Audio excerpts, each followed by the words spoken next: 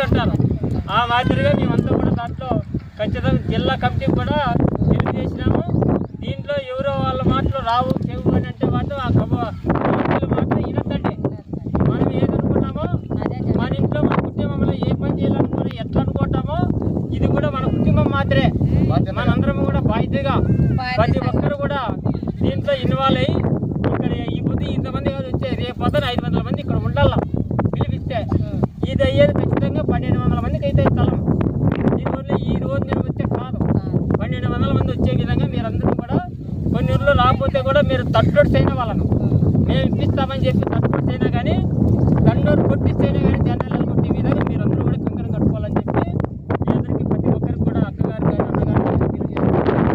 ఎందుకంటే ఆనాటి ఈనాటి ఎంతో నష్టపోయినారు, పని మాటలు వదిలిపెట్టినారు, ఎన్నో ప్రోగ్రామాలకు వచ్చినారు, ఎన్నో సమస్యలు చాలా ఇబ్బంది పడినారు.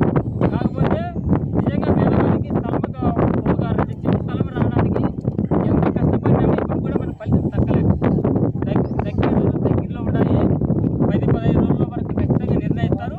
10-15 రోజుల్లో రామని అనుకోద్దాడు. ఇక్కడ ఏం జరుగుతుంది తెలదు.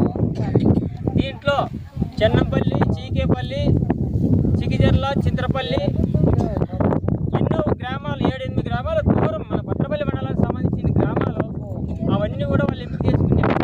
అంటే వాళ్ళు ఏదో వేరే వాళ్ళకి ఇస్తే డబ్బులు వస్తాయి కదా అనే దాంట్లో వాళ్ళు అట్లా చేసుకుంటారు. ఇక్కడ వాళ్ళకి కాదని ఒక చూసి మనంతా కూడా కండవాలేరు. మన వాళ్ళకి ఇక్కడ వాళ్ళకి నిజంగా పేదవాళ్ళకి న్యాయం జరిగే విధంగా భారత కమ్యూనిస్ట్ పార్టీ కానీ జిల్లా యంత్రాంగం తీసుకొని చేస్తుంది. బయట వాళ్ళు ఎవరో ఉండరు, అవతల నాయకుడు వాళ్ళకంతా ఇస్తారంటే ఆ మాటలు అవన్నీ ఎవరి మాట నమ్మద్దండి.